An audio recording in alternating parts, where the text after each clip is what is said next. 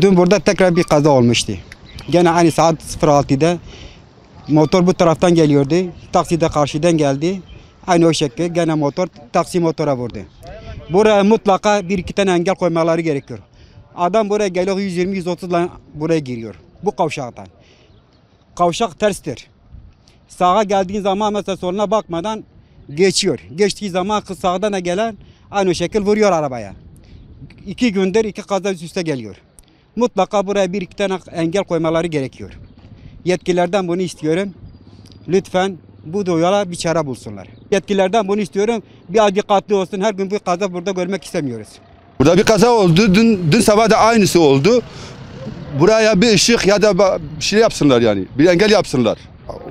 Birisi bu taraftan geldi, diğeri o taraftan kafa kafaya çarpıştılar. Motor sahibi. Durumu hiç iyi değil. Balpark aşağı. Yani buraya bir çözüm bulmaları lazım. Ne bir engel var, ne bir yani ne ışık var. Yani haftada bir kaza oluyor burada. Yetkililerden yapmaları lazım.